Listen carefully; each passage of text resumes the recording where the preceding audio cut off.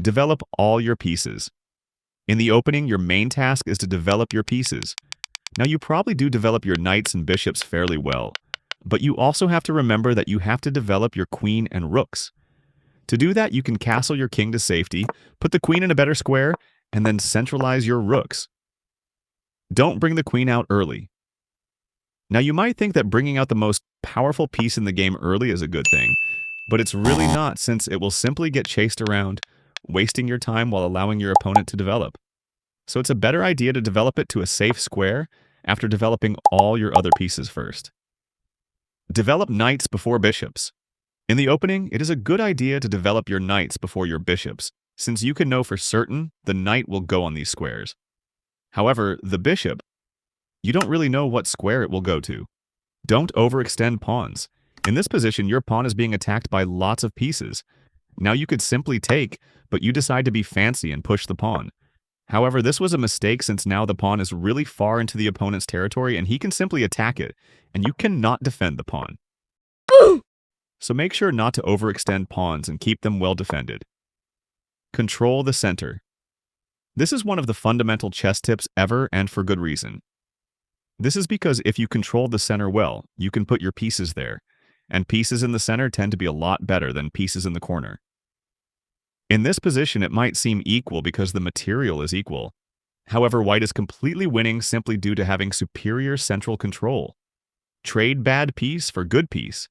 In this position, your opponent has a dominant bishop, absolutely lasering the position, while your bishop is absolutely dead. So, if it were possible to trade the bishops, you would immediately gain a positional advantage. So, the move to play would be this queen move to prepare the bishop trade, and if black plays a random move, you can now attack the bishop. If the bishop moves, you take the rook, so the bishop takes, and you take. And you have successfully gained a slight positional advantage. Use prophylaxis. Now, what is prophylaxis? Well, it actually just means to stop an opponent's attack before they play it. For example, let's say you want to put your knight there. However, if you did, the knight would be attacked by the pawn. So instead, you play this pawn move first and then play the knight move. So if the pawn were to now advance, you can simply take it. Put rooks on open files. Now, as you hopefully probably know, the rook moves in a straight line. So to fully utilize its potential, it would not make sense to keep it behind a pawn. Instead, the best way to use the rook is to put it on a file where it is not obstructed. Now, the rook can see a lot more squares than if it were behind a pawn. However, you can take this further. You can stack 2 rooks on the same file to gain even more control of it. Now, black cannot even challenge the rooks because it would get taken. Pawn storm. In the middle game, to attack an enemy king, you need lots of pieces. However, just doing it with queens and knights is unlikely to be effective. You also need your second most powerful piece in the game, which is the rook! But how do we include the rooks in the attack if it's blocked off? Well, there is a solution. We are going to have to trade these pawns so the rooks open up. To do that, first castle opposite sides. I'll tell you why later. And then you push the pawns. Your opponent threatens to win a pawn, just keep pushing. Now here you have forced a trade and your rook has opened up, and in the next move you stack the queen and rook and you have a devastating attack. Now, why castle the opposite way? This is because if you castled on the same side and you push the pawns, well, that would weaken your king a lot. Rook lift. There is actually another way to get your rook involved in an attack, even if you are castled on the same side. Basically, you move the rook pawn 2 squares, and you bring it up and over. That's literally it. You can follow this up with your other pieces, or even 2 rooks if possible. Don't push king pawns.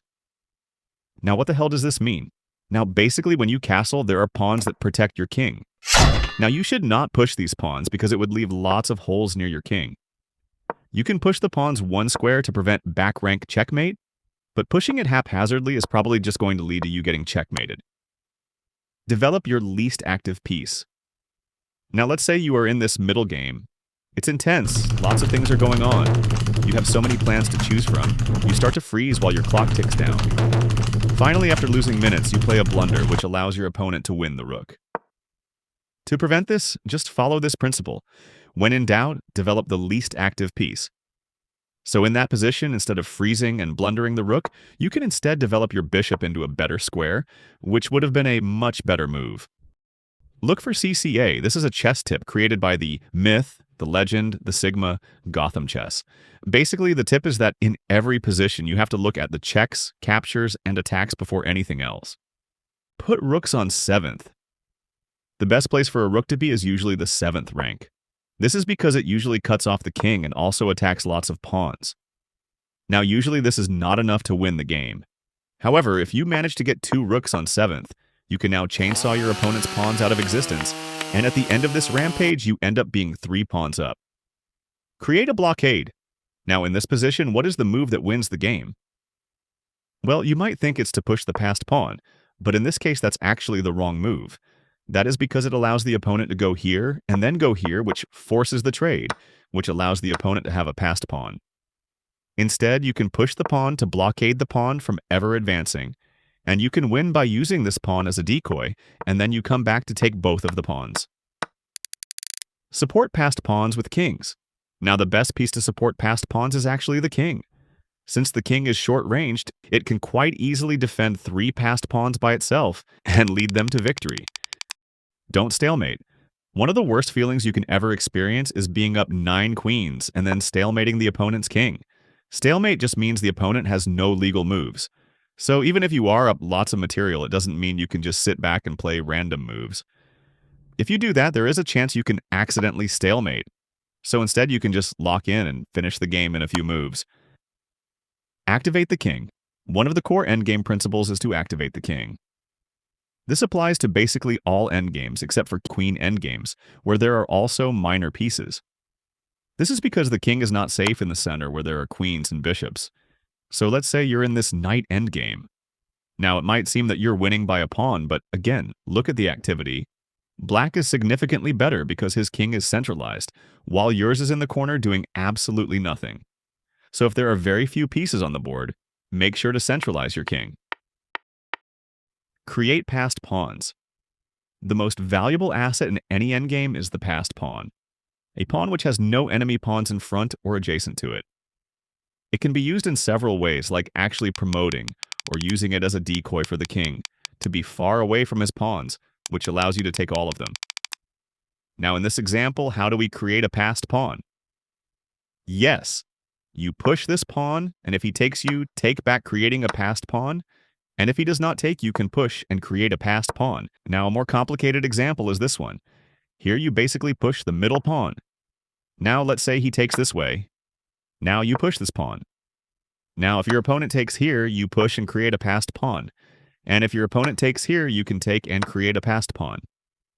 Well, I really hope you enjoyed this video, and if you did, please give it a thumbs up and subscribe since only like 3% of you are subscribed.